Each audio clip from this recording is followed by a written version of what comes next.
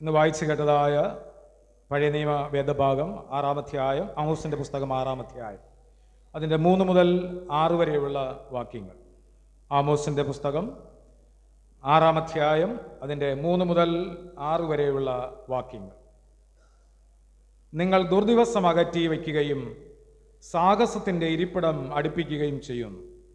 നിങ്ങൾ ആനക്കൊമ്പ് കൊണ്ടുള്ള കട്ടിലുകളിന്മേൽ ചാരിയിരിക്കുകയും നിങ്ങളുടെ ശയ്യകളിന്മേൽ നിവർന്നു കിടക്കുകയും ആട്ടിൻകൂട്ടത്തിൽ നിന്ന് കുഞ്ഞാടുകളെയും തൊഴുത്തിൽ നിന്ന് പശുക്കിടാങ്ങളെയും തിന്നുകയും ചെയ്യുന്നു. നിങ്ങൾ വീണനാദത്തോടെ വ്യർത്ഥ സംഗീതം ചെയ്ത് ദാവീദ് എന്ന പോലെ വാദിത്രങ്ങളെ ഉണ്ടാക്കുന്നു. നിങ്ങൾ കലശങ്ങളിൽ വീഞ്ഞു കുടിക്കുകയും വിശേഷ തൈലം പൂശുകയും ചെയ്യുന്നു. യോസഫിൻ്റെ കേടിനെക്കുറിച്ച് വ്യസനിക്കുന്നില്ല താൻ. ഒരു നിമിഷം നമുക്ക് പ്രാർത്ഥിക്കാം. സർവശക്തനായ നല്ല ദൈവമേ, കരുണയുള്ള പിതാവേ, അയോഗ്യദാസരായ ഞങ്ങൾ അങ്ങയുടെ അടുത്തേക്ക് വന്നിരിക്കുകയാണ്. എന്നാൽ ഞങ്ങളെ കൂട്ടിച്ചേർത്തിരിക്കുന്നത് ദൈവത്തിൻ്റെ കൃപയാലാണ്. അങ്ങയുടെ കൃപ ഞങ്ങളുടെ മേൽ ഉള്ളത് കൊണ്ടാണല്ലോ ദൈവമേ ഈ ആരാധന ഞങ്ങൾക്ക് കാണുവാനായിട്ട് അവസരമുണ്ടായത്. അത് ഞങ്ങൾക്ക് ഭാഗ്യമാണ്. മരിച്ചവരും അവനതിറങ്ങിയവരാരും ദൈവത്തെ സ്തുതിക്കുന്നില്ല. ജീവനോടെ ആയിരിക്കുന്ന മക്കൾക്ക് ദൈവത്തെ ആരാധിക്കാനുള്ള ഭാഗ്യവും പദവിയും അങ്ങ് തന്നിരിക്കുന്നു. അത് ഞങ്ങൾ ഏറ്റവും വിലയുള്ളതായി കാണുവാൻ ഈ സമയം പ്രയോജനപ്പെടുത്തണമേ. ഞങ്ങൾ വന്നത് നന്നായി, ഞങ്ങൾ ആരാധിച്ചത് നന്നായി, ദൈവത്തോട് പ്രാർത്ഥിച്ചത് നന്നായി എന്ന് പറയുന്ന ഒരു അവസ്ഥയിലേക്ക് വരുവാൻ ദൈവം ഞങ്ങളെ സഹായിക്കണമേ. അവിടുത്തെ നന്മയും പ്രസാദവും എല്ലാ കാലത്തും ദൈവം നൽകണം. സകലതും അങ്ങയുടെ കരങ്ങളിൽ സമർപ്പിക്കുന്നു. യേശുക്രിസ്തു മുഖാന്തരം ഞങ്ങൾ പ്രാർത്ഥിക്കുമ്പോൾ കൃപയോടെ കേൾക്കണം സ്വർഗീയ നല്ല പിതാവേയും. ആമേൻ, ആമേൻ. ദൈവത്തിൻ്റെ അതിപരിശുദ്ധ നാമം വാഴ്ത്തപ്പെടുമാറാകട്ടെ. ഈ വേദഭാഗത്ത് അതിൻ്റെ ആരംഭം നിങ്ങൾക്ക് അയ്യോ കഷ്ടം എന്ന ഒരു വാക്കാണ് ആമോസിൻ്റെ പുസ്തകം 6-ാം അധ്യായം അതിൻ്റെ ആരംഭ വാക്യത്തിൽ കാണാൻ കഴിയും. നിങ്ങൾക്ക് അയ്യോ കഷ്ടം എന്ന്. ഒരു കാര്യം ചെയ്യുമ്പോഴും നിങ്ങൾക്കൊരു കഷ്ടം വരാൻ പോകുന്നു എന്ന് പറയുമ്പോൾ എല്ലാവർക്കും വളരെ വേദനയുള്ള ഒരു സാഹചര്യമാണ്. ആരും ആ വേദന സഹിക്കുവാൻ ഇഷ്ടപ്പെടുന്നവരല്ല. ഇവിടെ പറഞ്ഞ ഇങ്ങനെയാണ്: സ്വൈരികളായി ശമര്യ പർവ്വതത്തിൽ നിർഭയരായി ജാതികളിൽ പ്രധാനമായതിൽ ശ്രേഷ്ഠമാരായി ഇസ്രായേൽ ഗ്രഹം വന്നു ചേരുന്നവരെ ആയുള്ളവരെ നിങ്ങൾക്ക് അയ്യോ കഷ്ടം എന്നാണ്. ഈ കഷ്ടതകൾ പലപ്പോഴും മനുഷ്യൻ്റെ ജീവിതത്തിൽ പഴയ നിയമ കാലഘട്ടങ്ങളിൽ അല്ലെങ്കിൽ അതിൻ്റെ ആരംഭ കാലഘട്ടങ്ങളിൽ ഉണ്ടായ ഒരു കാര്യമാണ്. അത് എല്ലാ കാലത്തും അത് സംഭവിച്ചു കൊണ്ടിരിക്കുന്ന ഏറ്റവും വിലയേറിയ ഒരു അനുഭവമാണ്. പക്ഷേ ഇവിടെ ഈ ദൈവത്തിൻ്റെ ദിവസത്തെക്കുറിച്ച് അല്ലെങ്കിൽ അനീതിയിൽ രസിക്കുന്ന ഇസ്രായേലിനെ കുറിച്ചാണ് ഈ വേദഭാഗം രേഖപ്പെടുത്തിയിരിക്കുന്നത്. ഇസ്രായേലിയർ അവിടെ അവരുടെ വഷളത്വത്തരവും നാശം ബാധിച്ചവരായി ദൈവത്തെ ശരിക്കും അറിയാതെ ജീവിക്കുന്നവരായി കടന്നു പോവുകയും അവർ സാഹസത്തിൻ്റെ അനുഭവത്തിലൂടെ അവർ അങ്ങനെയുള്ള സാഹസകരമായ പ്രവർത്തനത്തിൽ അതിൻ്റെ ഇരിപ്പിടം അടുപ്പിക്കുകയും ചെയ്യുന്ന ഒരനുഭവമുണ്ട്. പിന്നീട് പറയുന്നത് ആനക്കൊമ്പ് കൊണ്ടുള്ള കട്ടിലിന്മേൽ നിവർന്ന് കിടക്കുന്ന ഒരനുഭവമുണ്ട്. ഇങ്ങനെ മനുഷ്യൻ പറയാറുണ്ട്, എനിക്ക് നല്ല സമ്പാദ്യമുണ്ട്, മറ്റാരേക്കാളും ഞാൻ ശ്രേഷ്ഠനാണ്, ഞാൻ ഒരുപാട് നേടിയിട്ടുണ്ട്, എൻ്റെ കയ്യിൽ ഒരുപാട് പണമുണ്ട് എന്നൊക്കെ ഉള്ള ചിന്തയിൽ ആ മനുഷ്യൻ വളരെ വിലപിടിപ്പുള്ള കട്ടിലൊക്കെ നിർമ്മിച്ച് അവിടെ നിവർന്ന് കിടക്കുന്നു എന്നാണ്. ഇനി ആ മനുഷ്യനുണ്ടാകുന്ന വേറൊരു കാര്യം വ്യർത്ഥ സംഗീതമാണ്. ഈ ഇന്നത്തെ കാലഘട്ടത്തിൽ പഴയ കാലഘട്ടത്തേക്കാൾ വ്യർത്ഥ സംഗീതം കേൾക്കാൻ ഭയങ്കര ഇഷ്ടമാണ്. അന്ന് ആമോസിൻ്റെ കാലഘട്ടത്തിൽ വ്യർത്ഥ സംഗീതം കേൾക്കാൻ ഇഷ്ടപ്പെട്ടുണ്ടായിരുന്നു എന്നുള്ളതാണ്. ഒരു കാലഘട്ടത്തിൽ ക്രിസ്തീയ കാര്യങ്ങൾ അല്ലെങ്കിൽ ക്രിസ്തീയ മേഖലകളിൽ നമ്മൾ എന്തെങ്കിലും വാഹനങ്ങളിൽ യാത്ര ചെയ്യുമ്പോൾ അല്ലെങ്കിൽ ക്രിസ്തു വിശ്വാസികളായിരിക്കുന്ന മക്കളുടെ വാഹനങ്ങളിൽ അവർ മനോഹരമായ ക്രിസ്ത്യൻ പാട്ടുകൾ അവർ ഫീഡ് ചെയ്ത് വച്ചിരിക്കും. വണ്ടി ഓൺ ചെയ്യുമ്പോൾ ആ പാട്ടുകളായിരിക്കും കേട്ടുകൊണ്ട് പോകുന്നത്. ഇപ്പോൾ അതൊക്കെ മാറി. ഇപ്പോൾ എല്ലാം ആൾക്കാർ പറയുന്നത് പോലെ വ്യർത്ഥ സംഗീതത്തിലേക്ക് മനുഷ്യൻ തിരിഞ്ഞു കഴിഞ്ഞു. അതുകൊണ്ട് അവരവരുടെ വാഹനങ്ങളിൽ കയറിയാലും ക്രിസ്തീയ വിശ്വാസികളാണ്, അവരുടെ കാറിൽ കയറിയാലും അല്ലെങ്കിൽ വലിയൊരു പ്രോഗ്രാമിന് നമ്മൾ യാത്ര ചെയ്താലും ആദ്യം ഇടുന്നത് ഈ വ്യർത്ഥ സംഗീതമാണ്. ഈ വ്യർത്ഥ സംഗീതം കൊണ്ട് ആടുകയും പാടുകയും അല്ലെങ്കിൽ ഭയങ്കരമായ നൃത്തം ചെയ്യുകയും ഒക്കെ ചെയ്യാൻ ഇഷ്ടപ്പെടുന്ന ഒരു കാലത്തിലേക്ക് വന്നിരിക്കുന്നു. ഇത് ആമോസിൻ്റെ പുസ്തകത്തിൽ പറഞ്ഞിരിക്കുകയാണ്. നമ്മളിപ്പോൾ തുടങ്ങിയതേ ഉള്ളൂ, പക്ഷേ ഇത് പണ്ട് നേരത്തെ ഇത് പറഞ്ഞിരിക്കുന്ന ഒരു കാര്യമാണ്. വ്യർത്ഥ സംഗീതം ഉണ്ടായിരുന്നു എന്നാണ്. പിന്നീട് പറഞ്ഞിരിക്കുന്നത് നിങ്ങൾ കലശങ്ങളിൽ വീഞ്ഞു കുടിക്കുകയും വിശേഷ തൈലം പൂശുകയും ചെയ്യുന്നു എന്നാണ്. എന്ന് പറഞ്ഞാൽ ഇപ്പം ചെറിയ കുപ്പിയൊക്കെ മാറി, ഒരു ഗ്ലാസ് എന്നുള്ള അവസ്ഥകളൊക്കെ മാറിയിട്ടിപ്പം അല്ലേ കുപ്പിക്കണക്കിനാണ്, എണ്ണം കൂടുതലാണ്. കാരണം ഇഷ്ടംപോലെ മദ്യം ലഭിക്കുന്നുണ്ട്, അങ്ങനെ ഉപയോഗിക്കുന്നുണ്ട്. അപ്പം 3 കാര്യങ്ങൾ. ഒന്ന്, ഇവിടെ അയ്യോ കഷ്ടം എന്ന് പറഞ്ഞു തുടങ്ങുമ്പോൾ ആമോസിൻ്റെ പുസ്തകം പറഞ്ഞു തുടങ്ങുന്നതിൻ്റെ പ്രധാനപ്പെട്ട കാര്യം, ഒന്ന്, മനുഷ്യൻ ദുർദിവസങ്ങൾ അകറ്റി വയ്ക്കുകയും സാഹസത്തിൻ്റെ ഇരിപ്പിടം അടുപ്പിക്കുകയും ചെയ്യുന്നു. അപ്പോൾ സാഹസത്തിലേക്ക് മനുഷ്യൻ പോകുന്നു. എന്തൊക്കെ സാഹസികമായ പ്രവർത്തനങ്ങളുണ്ടോ ആ ഭാഗത്തേക്ക് മനുഷ്യൻ യാത്ര ചെയ്യുവാൻ ഇഷ്ടപ്പെടുന്നു. അതുപോലെ തന്നെ നല്ല നല്ല കിടക്കകൾ മനുഷ്യൻ സമ്പാദിക്കുന്നു, അതിനുവേണ്ടിയുള്ള ക്രമീകരണങ്ങൾ ചെയ്യുന്നു. വ്യർത്ഥ സംഗീതം കേൾക്കുവാൻ ഇഷ്ടപ്പെടുന്നു. പിന്നെ ഇഷ്ടം പോലെ വീഞ്ഞു കുടിച്ച് ഇങ്ങനെ മത്തന്മാരായി ജീവിക്കുവാനായിട്ട് ഇഷ്ടപ്പെടുന്നു. ചോദിക്കും, നിങ്ങൾ ആരാ ചോദിക്കാൻ എന്നാണ് ചോദിക്കുന്നത്. ആ രീതിയിൽ മനുഷ്യൻ എത്തിയിരിക്കുന്നു എന്ന് ആമോസിൻ്റെ പ്രവചനം പറയുകയാണ് ചെയ്യുന്നത്. അതുകൊണ്ട് ഇത് ബൈബിൾ പറയുന്നത് ഇത് ദൈവം വെറുക്കുന്ന ഒരു ആരാധന എന്നാണ് പറയുന്നത്. ദൈവം വെറുക്കുന്നു, ഇതൊന്നൊക്കെ ദൈവത്തിന് ഇഷ്ടമല്ലെന്നാണ്. അപ്പോൾ ദൈവത്തിൻ്റെ മക്കൾക്ക് പറ്റിയതല്ല എന്നാണ്. നല്ല കിടക്ക വേണം, അല്ലേ, നല്ല ജീവിതം വേണം, എല്ലാ സൗകര്യങ്ങളും വേണം, പക്ഷെ വ്യർത്ഥമായതൊന്നും ആകരുത് എന്നാണ് ഈ ആമോസിൻ്റെ പുസ്തകത്തിൽ പറഞ്ഞിരിക്കുന്നത്. ഒരു വാക്യം കൂടെ അതിൽ പറഞ്ഞിരിക്കുന്നത്, ആമോസിൻ്റെ പുസ്തകം 5-ാം അധ്യായം അതിൻ്റെ 21 മുതൽ വായിക്കുമ്പോൾ പറഞ്ഞിരിക്കുന്നത്, നിങ്ങളുടെ ഉത്സവങ്ങളെ ഞാൻ ദേഷിച്ച് നിരസിക്കുന്നു, നിങ്ങളുടെ സഭായോഗങ്ങളിൽ എനിക്ക് പ്രസാദമില്ല. എന്ന് പറഞ്ഞാൽ ആരാധനകളുണ്ട്, പക്ഷേ ദൈവത്തിന് പ്രസാദമുള്ള ആരാധനയല്ല മനുഷ്യർ ഇഷ്ടപ്പെടുന്നത്. കാരണം അതൊന്നും മനുഷ്യർക്ക് ഇഷ്ടപ്പെടാത്ത ആരാധനയാണ്, അല്ലേ. ചിലപ്പോൾ സമയം ലേറ്റായാൽ വിഷയമാണ്, അല്ലേ, അപ്പോൾ ഇങ്ങനെ കൈ ഉയർത്തും, അച്ചോ സമയം താമസിച്ചു പോയി, ഞങ്ങൾക്ക് വേറെ ജോലികളുണ്ട് എന്ന് പറയുന്ന. അതുപോലെ എനിക്ക് സഭായോഗങ്ങളിൽ എനിക്ക് പ്രസാദമില്ല. കാരണം മനുഷ്യൻ്റെ അവസ്ഥ ഈ നേരത്തെ പറഞ്ഞതുപോലെയുള്ള അവസ്ഥയിലേക്ക് പോകുന്നു. ഇനി നിങ്ങൾ എനിക്ക് ഹോമയാഗങ്ങളും ഭോജനയാഗങ്ങളും അർപ്പിച്ചാലും ഞാൻ പ്രസാദിക്കുകയില്ല. തടിച്ച മൃഗങ്ങളെ കൊണ്ടുള്ള നിങ്ങളുടെ സമാധാന യാഗങ്ങളെ ഞാൻ കടാക്ഷിക്കുകയില്ല. നിന്റെ പാട്ടുകളുടെ സ്വരം എൻ്റെ മുമ്പിൽ നീക്കുക, നിന്റെ വീണനാദം ഞാൻ കേൾക്കുകയില്ല. എന്നാൽ ന്യായം വെള്ളം പോലെയും നീതി വറ്റാത്ത തോട് പോലെയും കവിഞ്ഞൊഴുകട്ടെ എന്നൊക്കെയാണ് പറയുന്നത്. അപ്പം ഇതിനെക്കുറിച്ച് വീണ്ടും 14-ാമത്തെ വാക്യം പറയുന്നു, ഇത് ദുഷ്കാലമല്ലോ, നിങ്ങൾ ജീവിച്ചിരിക്കേണ്ടതിന് തിന്മയല്ല നന്മ തന്നെ അന്വേഷിപ്പീൻ, അപ്പോൾ നിങ്ങൾ പറയുന്നത് പോലെ സൈന്യങ്ങളുടെ ദൈവമായ യഹോവ നിങ്ങളോടുകൂടെ ഇരിക്കുമെന്നാണ്. അപ്പോൾ ഞാൻ നേരത്തെ വായിച്ച ആമോസിൻ്റെ പുസ്തകം പഠിക്കുമ്പോൾ മനസ്സിലാക്കിയ 6-ാം അധ്യായത്തിൽ പറഞ്ഞ കാര്യവും 5-ൽ ചില കാര്യങ്ങൾ, ഇനി 5-ൽ തന്നെ പറഞ്ഞിരിക്കുന്ന 14-ാമത്തെ വാക്യം പറയുന്നത് അതുമായിട്ട് കേന്ദ്രീകരിച്ചായിരിക്കും ഇന്ന് നമുക്ക് തിരുവചനം ചിന്തിക്കുവാനായിട്ട് പോകുന്നത്. ഇത് ദുഷ്കാലമല്ലോ, അല്ലെങ്കിൽ നിങ്ങൾ ജീവിച്ചിരിക്കേണ്ടതിന് തിന്മയല്ല നന്മ തന്നെ അന്വേഷിപ്പീൻ, അപ്പോൾ നിങ്ങൾ പറയുന്നത് പോലെ സൈന്യങ്ങളുടെ ദൈവമായ യഹോവ നിങ്ങളോടുകൂടെ ഇരിക്കും. അപ്പോൾ ഇഷ്ടമില്ലാത്ത കുറേ കാര്യങ്ങൾ നമ്മുടെ ജീവിതത്തിൽ വന്ന് കയറിയിട്ടുണ്ട്. അതിനെ ഉപേക്ഷിച്ചിട്ട് കർത്താവായ യേശുക്രിസ്തുവിനെ ശരിയായി ആരാധിക്കണം എന്നുള്ളതാണ്. അപ്പോൾ ഒരു ആരാധകൻ്റെ യോഗ്യതകൾ എന്താണ്?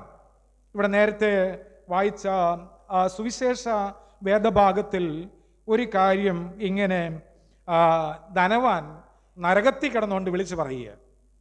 എന്താ പറയുന്നത്? അബ്രഹാം അവനോട് അവർക്ക് അതിന് മുകളിൽ പറഞ്ഞിരിക്കുന്നത്, എനിക്ക് 5 സഹോദരന്മാരുണ്ട്, ഈ യാതന സ്ഥലത്ത് വരാതിരിപ്പാൻ അവൻ അവരോട് സാക്ഷ്യം പറയട്ടെ എന്ന് പറഞ്ഞു.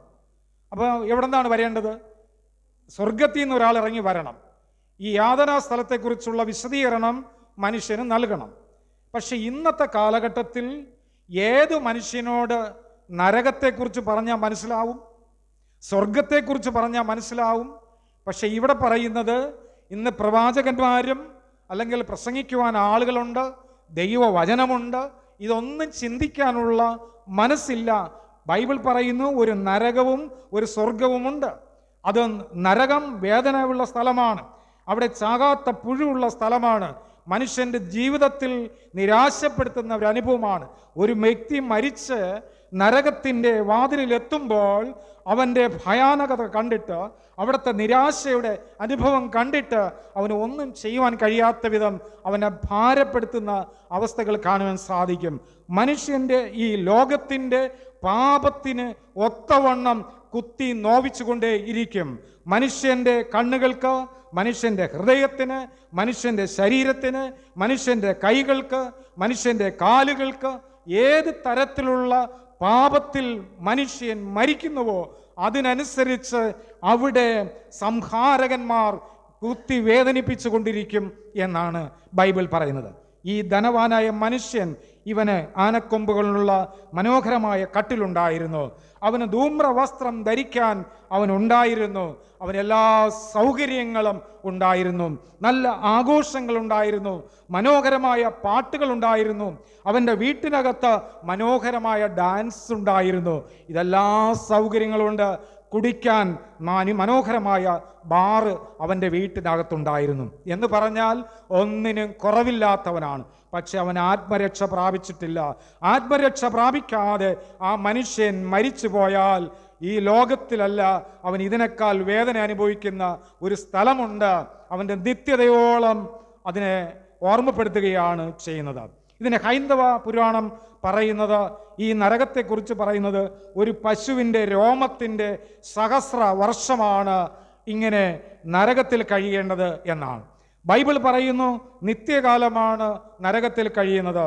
അതുകൊണ്ട് ഒരു മനുഷ്യൻ പാപത്തിൽ നിന്ന് മാറി മാനസാന്തരത്തിലേക്ക് വന്ന് യേശുക്രിസ്തുവിനെ ആരാധിക്കുന്ന ആരാധനയിലേക്ക് വരേണ്ടത് ആവശ്യമുണ്ട് എന്ന് വിശുദ്ധ ബൈബിൾ വ്യക്തമായി രേഖപ്പെടുത്തുകയാണ് ചെയ്യുന്നത്. ഇന്ന് ആൾക്കാർ പറയുന്നുണ്ട്, അച്ചോ കാലത്തിനൊത്ത വണ്ണം നമ്മൾ നീങ്ങണ്ടേ, കാലം അങ്ങനെയായിരിക്കുന്നു. പക്ഷേ ആമോസിൻ്റെ പ്രവാചക പുസ്തകത്തിൽ പറയുന്നത്, കഴിഞ്ഞ ചില ദിവസങ്ങൾക്ക് മുമ്പ്, നാളുകൾക്ക് മുമ്പ് ഈ ഭൂമിയിൽ കടന്നു വന്നതായ 4 വർഷത്തോളം കൊറോണയുടെ ആ കാലഘട്ടങ്ങൾ ഈ ബൈബിളിൽ പറഞ്ഞിരിക്കുന്ന കാര്യം നിവർത്തിയായതാണ്. വളരെ വ്യക്തമായി മനസ്സിലാക്കണം. ഇത് ലേവ്യ പുസ്തകത്തിൽ രേഖപ്പെടുത്തിയിട്ടുണ്ട്, ഇരമ്യാ പ്രവാചകന്റെ പുസ്തകത്തിൽ രേഖപ്പെടുത്തിയിട്ടുണ്ട്. വടക്ക് നിന്ന് വെള്ളം പൊങ്ങും, അപ്പോൾ ഭൂമിക്ക് നാശം വരും. വാസ്തവമായ ഒരു കാര്യമാണ്. വടക്ക് നിന്നേ വെള്ളം പൊങ്ങാനുള്ള സാധ്യതയുള്ളൂ. അത് പൊങ്ങിക്കഴിയുമ്പോൾ ബൈബിൾ പറയുന്നു, നീ പ്രാർത്ഥിക്കണം.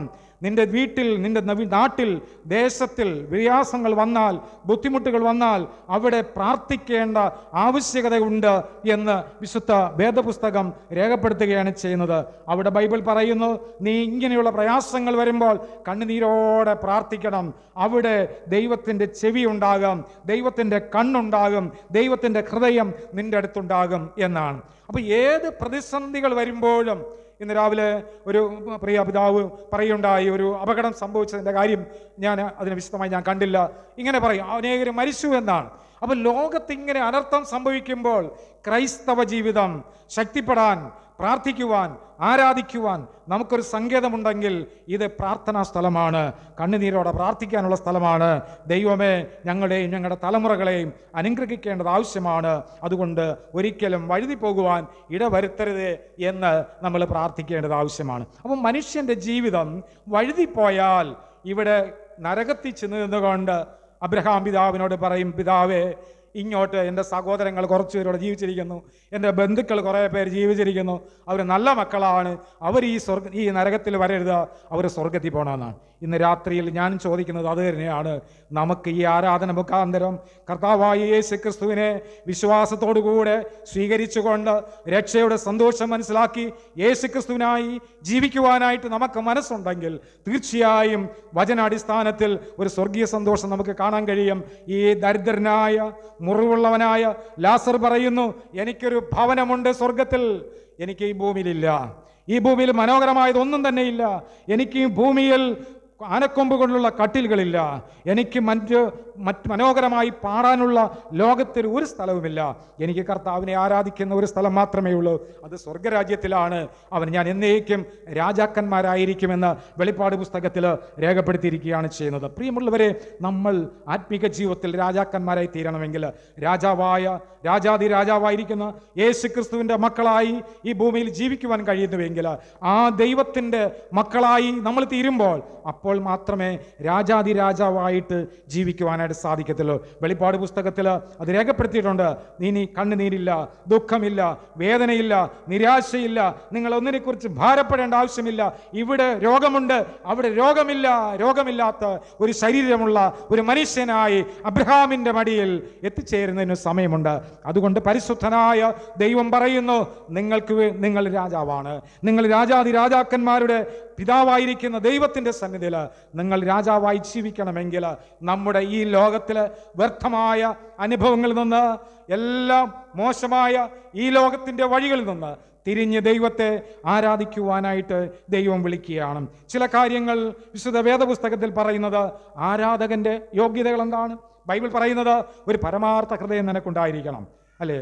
ഏതെങ്കിലും വിധത്തിലൊരു അല്ലെങ്കിൽ പരമാർത്ഥത നമ്മുടെ ജീവിതത്തിലുണ്ടെങ്കിൽ, അല്ലെങ്കിൽ നമുക്കൊരു നന്മയുടെ അനുഭവം നമുക്കുണ്ടെങ്കിൽ നമുക്ക് ആരാധന മുടങ്ങിയിരിക്കാനായിട്ട് സാധിക്കത്തില്ല. നമ്മുടെ ഹൃദയത്തിൽ അങ്ങനെ ഒരു ഹൃദയം ഉണ്ടാകണം. അങ്ങനെ ഒരു ഹൃദയത്തിൻ്റെ ഉടമകളാണ്. അതിനാണ് ബൈബിൾ പറയുന്നത്, നിനക്ക് ഉൾക്കരുത്തുണ്ടാകണം, അല്ലെ? തെസ്സലോനിക്ക ലേഖനത്തിൽ പറഞ്ഞിരിക്കുന്നത് ഉൾക്കരുത്തുണ്ടായിരിക്കണം ദൈവത്തെ ആരാധിക്കാൻ ഉൾക്കരുത്തില്ല എങ്കിൽ ഒരിക്കലും ദൈവത്തിൻ്റെ സാന്നിധ്യം അനുഭവിക്കുവാനായിട്ട് കഴിയില്ല. പരമാർത്ഥ ഹൃദയം ഉണ്ടാകുവാനായിട്ട് സാധിക്കത്തില്ല. അതുകൊണ്ട് പിന്നെ പറയുന്നു, നിനക്കൊരു ജീവനുള്ള പുതുവഴിയിൽ നീ പ്രവേശിക്കേണ്ടത് ആവശ്യമാണ്, അല്ലെ? ജീവനുള്ള ഒരു പുതുവഴി ആവശ്യമാണ്.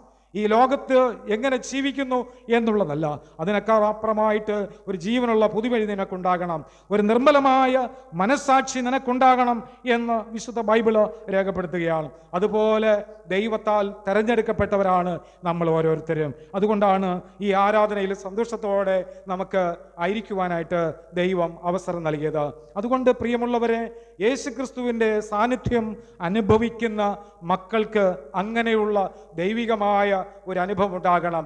അതുകൊണ്ട് വിശ്വാസിയുടെ ഹൃദയത്തിൽ സംശയമുണ്ടാക്കുന്ന അനുഭവങ്ങളുണ്ട്, ദുർനടപ്പിലേക്ക് നയിക്കുന്ന അനുഭവങ്ങളുണ്ട്, ബലഹീനമായ വിശ്വാസിയുടെ മനസാക്ഷിയെ മുറിപ്പെടുത്തുന്ന അനുഭവങ്ങളുണ്ട്, ക്രിസ്തീയ സാക്ഷ്യത്തിന് ഹാനികരം വരത്തക്ക വിധത്തിലുള്ള പ്രവർത്തനങ്ങൾ ലോകത്തിലുണ്ട്. നമ്മൾ അതിലൊക്കെ ഒന്നും തിരിയുന്നില്ല. ഒരു പുതിയ ക്രിസ്തീയ വിശ്വാസം നമ്മുടെ ജീവിതത്തിലേക്ക് വരുമ്പോൾ ബൈബിൾ പറയുന്നത്, ഒന്ന്, യേശു ക്രിസ്തുവിലൂടെ നീ ദൈവ പൈതലായി തീരുക. അതിന് പ്രായവും മറ്റു വലിപ്പങ്ങളൊന്നും നോക്കണ്ട, അതിന് സാമ്പത്തികം പ്രശ്നമില്ല, ഏതൊരു വീട് പ്രശ്നമില്ല. നീ എവിടെയായിരുന്നാലും, ചെറിയ വീടായാലും വലിയ വീടായിരുന്നാലും, എത്ര സൗകര്യങ്ങളുണ്ടായാലും ബൈബിൾ പറയുന്നു, യേശു ക്രിസ്തുവിലൂടെ നീ ദൈവ പൈതലായി തീരേണ്ടത് ആവശ്യമാണ്. ഏറ്റവും പ്രധാനം ദൈവത്തിൽ കൂടെ മാത്രമേ, യേശുക്രിസ്തുവിലൂടെ മാത്രമേ സ്വർഗരാജ്യത്തിലേക്ക് പോകുവാനായിട്ട് കഴിയത്തുള്ളൂ. അതുകൊണ്ട് ഇങ്ങനെ പറഞ്ഞു, ഞാൻ വാതിലാകുന്നു, എന്നിൽ കൂടെ അല്ലാതെ അങ്ങ് ദൈവസന്നിധിയിലേക്ക്, മഹത്വത്തിലേക്ക് പ്രവേശിക്കുവാനായിട്ട് കഴിയയില്ല. അതുകൊണ്ട് ഞാൻ വിലാപ്പുറം നിനക്ക് വേണ്ടി തുറന്നിട്ടിരിക്കുന്നു, നിനക്കതിലേക്ക് പ്രവേശിക്കുവാനായിട്ട് സാധിക്കും. അതുകൊണ്ട് ദൈവത്തിൻ്റെ വചനം വ്യർത്ഥമല്ല, പ്രസംഗം വ്യർത്ഥമല്ല, ആരാധന വ്യർത്ഥമല്ല. ആത്മീക ജീവിതത്തിൽ ശക്തി പ്രാപിപ്പാൻ, പുഷ്ടി പ്രാപിപ്പാൻ ദൈവത്തിൻ്റെ അനുഗ്രഹം മനുഷ്യൻ്റെ ജീവിതത്തിൽ ആവശ്യമാണ് എന്ന് വിശുദ്ധ വേദപുസ്തകം രേഖപ്പെടുത്തുകയാണ് ചെയ്യുന്നത്. അതുപോലെ മരണം നീങ്ങി ജീവൻ പ്രാപിക്കുന്ന ഒരനുഭവമാണ്. ഒരു മരണം നീങ്ങുകയാണ്, ഇവിടെ നിന്ന് പ്രാർത്ഥനയോടെ വേറൊരു സ്ഥലത്തേക്ക് പോവുകയാണ്, അല്ലേ? സമയമാം രഥത്തിൽ എന്നുള്ള പാട്ട് പാടാൻ എല്ലാവർക്കും ഇഷ്ടമുള്ളവരല്ല, അത് സങ്കട ദിവസമാണ്. പക്ഷെ ബൈബിൾ പറയുന്ന, പാട്ടുകാരൻ പറയുന്നത് ഇങ്ങനെയാണ്: രാത്രിയിൽ ഞാൻ ഉറങ്ങുമ്പോൾ എൻ്റെ ജീവൻ്റെ ചക്രം മുമ്പോട്ട് ഓടിക്കൊണ്ടിരുന്നു. ഞാൻ രാത്രിയിൽ ഉറങ്ങിയപ്പോൾ എൻ്റെ ജീവൻ്റെ ചക്രം മുമ്പോട്ട് ഓടിയത് കൊണ്ടാണ് ഈ രാവിലെ സമയം, ഈ പ്രഭാതത്തിൽ, ഈ ആരാധനയിൽ ദൈവസന്നിധിയിൽ നിൽക്കുവാനായിട്ട് നമുക്ക് ഭാഗ്യം നൽകിയത്. അതുകൊണ്ട് ബൈബിൾ പറയുന്നു, മരണം നീങ്ങി ജീവൻ പ്രാപിച്ചിരിക്കുന്നു. കഴിഞ്ഞ രാത്രിയിലും മരണം വന്നിട്ടുണ്ടായിരുന്നു. മരണം നമ്മുടെ അടുത്തേക്ക് വന്നിട്ടുണ്ടായിരുന്നു. നമ്മളെ വേദനിപ്പിക്കുന്ന അവസ്ഥകൾ നമ്മുടെ ജീവിതത്തിൽ വന്നിട്ടുണ്ടായിരുന്നു. പക്ഷേ അത് നീങ്ങിപ്പോയി. കാരണം ദൈവത്തിൻ്റെ കൃപയാൽ നിന്നെ ദൈവം ആ രാത്രിയിൽ സൂക്ഷിച്ചതുകൊണ്ട്, കഴിഞ്ഞ രാത്രിയിൽ സ്വർഗത്തിലെ ദൈവം നമ്മുടെ ഭവനങ്ങളിൽ ദൈവം നമ്മളെ അടുത്തേക്ക് കടന്നു വന്നിട്ട് അവൻ നമ്മളെ കൈകളിൽ വഹിച്ചതുകൊണ്ട്, സുഖമായിട്ട് ഉറങ്ങിയത് കൊണ്ട്, ഒരു കൈയല്ല 2 കൈ കൊണ്ടും നിന്നെ വഹിച്ചതുകൊണ്ട് നീ സുഖമായിട്ട് വിശ്രമിച്ചോ. രാവിലെ പുലർകാലം എഴുന്നേൽക്കുവാൻ, മനോഹരമായ പാട്ടുകൾ കേൾക്കുവാൻ, പ്രാർത്ഥിക്കുവാൻ, ഓരോ പാട്ടുകളും കേൾക്കുമ്പോൾ, നല്ല ക്രിസ്തീയ അനുഭവങ്ങൾ നിന്റെ ജീവിതത്തിൽ ഉണ്ടാകുമ്പോൾ, നീ എങ്ങനെ ഭവനത്തിൽ നിർവിചാര അനുഭവത്തോടുകൂടെ, നിസ്സാരനായി, ആത്മീക പക്വതയില്ലാതെ, ഉൾക്കരുത്തില്ലാതെ അല്ലേ നമ്മൾ ഈ ലോകത്തിലായിരിക്കും? ബൈബിൾ പറയുന്നു, നിനക്കൊരു എന്ത് വേണം? ഈ ലോകത്തിൽ ക്രിസ്തീയ വിശ്വാസത്തിന് ഒരു പ്രത്യേകമായ ഒരു ഉൾക്കരുത്ത് നിനക്കുണ്ടാകണം. ഉൾക്കരുത്തുണ്ടെങ്കിൽ അല്ലേ, ഒരു ജോലിക്ക് പോകണമെങ്കിൽ ഉൾക്കരുത്ത് വേണം. ഇല്ലെങ്കിൽ ഉൾക്കരുത്തോടെ പോകാൻ പറ്റത്തില്ല. ഞാൻ കഴിഞ്ഞ ചില വർഷങ്ങൾക്ക് മുമ്പ് എല്ലാ ദിവസവും 6:35 പരശുറാം എക്സ്പ്രസ്സിൽ യാത്ര ചെയ്യാറുണ്ടായിരുന്നു. കോഴിക്കോട് യാത്ര ചെയ്യും. ഒരാഴ്ചയിൽ 2, 3, 4 പ്രാവശ്യം യാത്ര ചെയ്യും, അങ്ങോട്ടും ഇങ്ങോട്ടുമായിട്ട്, സുവിശേഷീകരണ പ്രവർത്തനവുമായിട്ട് ബന്ധപ്പെട്ട. പക്ഷെ അവിടെ ചെല്ലുമ്പോൾ 4 മണിക്ക്, ഈ 5:30 മണിക്ക്, 6:35 യാത്ര ചെയ്യേണ്ടവർ നെയ്യാറ്റിൻകരയിൽ നിന്നും പാറശാലയിൽ നിന്നൊക്കെ ആൾക്കാർ ട്രെയിനിൽ അവിടെ എത്തി, അല്ലെങ്കിൽ ബസ്സുകളിൽ അവിടെ എത്തി. ടീച്ചേഴ്സുമാരാണ്. കോട്ടയത്ത് ജോലിക്ക് പോകുന്നവരാണ്. കോട്ടയത്ത് 9:15, 9:30 ആകുമ്പോൾ ഈ വാഹനം അവിടെ എത്തും. പ്രിയമുള്ളവർ, ഇങ്ങനെ രാവിലെ അവർക്ക് ഉറക്കമൊക്കെ ട്രെയിനിലാണ്. പക്ഷെ വന്ന ഉടനെ ഒരു ഷീറ്റ് വിരിക്കും, കുറേ സമയം കിടക്കും. 7 മണിയാകുമ്പോൾ, 7:30, 8 മണിയൊക്കെ ആകുമ്പോൾ എണീക്കും, കാപ്പി കുടിക്കും, വീണ്ടും വിശ്രമിക്കും. അടുത്ത സ്ഥലത്ത് ഇറങ്ങും, അവർ വീണ്ടും യാത്ര ചെയ്യും. വൈകുന്നേരം ക്ലാസ് കഴിഞ്ഞു 3:30, 4 മണിയാകുമ്പോൾ ഇറങ്ങും, വീണ്ടും ട്രെയിനിൽ കയറും, തിരിച്ചുവിടെ വന്നിറങ്ങും. രാത്രി 8 ട്രെയിൻ ഇവിടെ എത്തുമ്പോൾ 7:30, 8 മണിയൊക്കെ ആവും. പിന്നെ അവർ നേരെ പാറശാലയും നെയ്യാറ്റിൻകര യാത്ര ചെയ്യും. ചെന്നിട്ട് വീണ്ടും യാത്ര. ഇങ്ങനെ ട്രെയിൻ മാത്രം ജീവിതം ആയിപ്പോകുന്ന എത്രയോ വ്യക്തികൾ. അവരുടെ ജീവിതത്തിൽ ചിന്തിച്ചാൽ ഒരു കാര്യം, അവർക്കൊരു ഉൾക്കരുത്താണ്.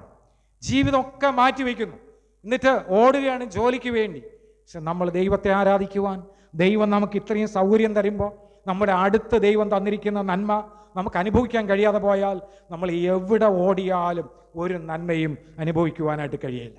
ഓട്ടം നമുക്ക് നല്ലത് തന്നെയാണ്, ഓട്ടക്കാരനാകണം. പക്ഷേ ദൈവത്തിൻ്റെ വചനം പറയുന്നു, ദൈവത്തെ ആരാധിക്കുവാനുള്ള മനസ്സും ഒരുക്കവും നമ്മുടെ ജീവിതത്തിൽ ഉണ്ടാകണം. പറയുന്നത്, പാപത്താൽ നഷ്ടപ്പെട്ടു പോയ അനുഗ്രഹം തിരികെ ലഭിക്കുന്നതിന് ഒരു പക്ഷേ ഈ ഒരു ക്രിസ്തീയ ആരാധന നമുക്ക് ആവശ്യമാണ്. പാപത്താൽ നഷ്ടപ്പെട്ടു പോയതാണ്, പാപത്തിൻ്റെ വഴിയിലായി പോയതാണ്. നീ വഴിയിൽ വെച്ച് നിന്റെ കള്ളന്മാർ നിന്നെ പിടിച്ചു പറിച്ചതാണ്, നിന്നെ വഴിയിൽ വെച്ച് ഉപേക്ഷിച്ചതാണ്. എത്രയോ പ്രാവശ്യം എന്നെയും നിങ്ങളുടെയും ജീവിതത്തിൽ നിന്ന് നല്ല നന്മകൾ അന്ധകാര ശക്തി പിടിച്ചു പറിച്ചിട്ട് വലിച്ചെറിഞ്ഞ മക്കളാണ് നമ്മൾ ഓരോരുത്തരും. നമ്മളെ അവിടെ നിന്ന് ദൈവസന്നിധിയിലേക്ക് കൊണ്ടുവന്നെങ്കിൽ, ഭയഭക്തിയോടെ ആരാധിക്കുവാൻ ഈ സത്രത്തിൽ കൊണ്ടുവന്നെങ്കിൽ, ഇവിടെ നിന്നോട് പറഞ്ഞു, നിനക്ക് വേണ്ടി പറഞ്ഞു തരുവാൻ, നിനക്ക് ആവശ്യമുള്ള ശുശ്രൂഷ ചെയ്യാൻ ഇവിടെ അതിനുള്ളൊരു സത്രം തുറന്നിട്ടുണ്ട്. ഇവിടെ ഒരു അനുഗ്രഹമുണ്ട് എന്ന് വിശുദ്ധ വേദപുസ്തകം പറയുകയാണ് ചെയ്യുന്നത്. അതുകൊണ്ട് പാപത്താൽ നഷ്ടപ്പെട്ടു പോയ മനുഷ്യന് അനുഗ്രഹം തിരികെ ലഭിക്കുകയാണ്. അവൻ്റെ ശരീരത്തിന് പുറത്തും അകത്തും അവൻ്റെ ആ മരുന്നുകളെ പകരാനുള്ള യേശു കർത്താവ് ഇവിടെ ഉണ്ട് എന്നാണ് ബൈബിൾ പറയുന്നത്. കാരണം അവന് മാത്രമേ കഴിയത്തുള്ളൂ. നല്ല ശമര്യക്കാരന് മാത്രമേ നമ്മുടെ ശരീരത്തിലുള്ള പുറത്തുള്ള വേദനകൾക്ക്, രോഗങ്ങൾക്ക് ആശ്വാസം പകരാൻ, കണ്ണുനീര് തുടയ്ക്കുവാൻ കഴിയുന്നത് ഈ കർത്താവിന് മാത്രമേ സാധിക്കത്തുള്ളൂ. ലോകത്ത് ഒരു മനുഷ്യനും, ഒരു പ്രഗൽഭനും നമ്മെ സഹായിക്കുവാനായിട്ട് കഴിയത്തില്ല. അതെല്ലാം താൽക്കാലികമാണ്. അവർ ചെയ്യുന്ന ഏത് കാര്യവും താൽക്കാലികമായി തീരും. രാജാതിരാജാവായിരിക്കുന്ന രക്ഷകനായിരിക്കുന്ന യേശു ക്രിസ്തു ഇന്ന് പകൽക്കാലം ദൈവത്തിൻ്റെ മക്കളോട് പറയുന്ന ഏറ്റവും പ്രാധാന്യതയോടെ പറയുന്നു, നിങ്ങളെ രക്ഷിക്കുവാൻ കഴിവുള്ള, നിങ്ങളെ സ്നേഹിക്കുവാൻ കഴിവുള്ള, നിങ്ങളെ ബഹുമാനിക്കാൻ കഴിയുന്ന, ആരാധനയ്ക്ക് യോഗ്യതയുള്ള ഒരു ദൈവ പൈതലാക്കി തീർക്കുവാൻ ദൈവവചനം പറയുന്നു, നിന്റെ പാപത്തിൽ നഷ്ടപ്പെട്ടു പോയ അനുഗ്രഹം നിനക്ക് തിരികെ തരും. ഇന്ന് രാവിലെ സമയം ഏതെല്ലാം അനുഗ്രഹങ്ങളാണ് നിന്റെ പാപജീവിതം കൊണ്ട് നഷ്ടപ്പെട്ടിരിക്കുന്നത്, അത് തിരിച്ചു കൊണ്ടുവരുവാൻ ഈ രാവിലെ സമയം ആരാധനയിൽ സാധിക്കും. അതുകൊണ്ട് വളരെ പ്രാർത്ഥനയോടെ, വളരെ ഒരുക്കത്തോടെ ദൈവസന്നിധിയിൽ വിശ്വസ്തയോടെ എത്തുമ്പോൾ അബ്രഹാമിനോട് പറഞ്ഞ വിളി നമ്മൾ പറയേണ്ട ആവശ്യമില്ല. നേരെ സ്വർഗരാജ്യത്ത് നമ്മൾ എത്തിച്ചേരും. ആ പാട്ട് പാടുമ്പോൾ, ഏത് പാട്ട് പാടുമ്പോൾ?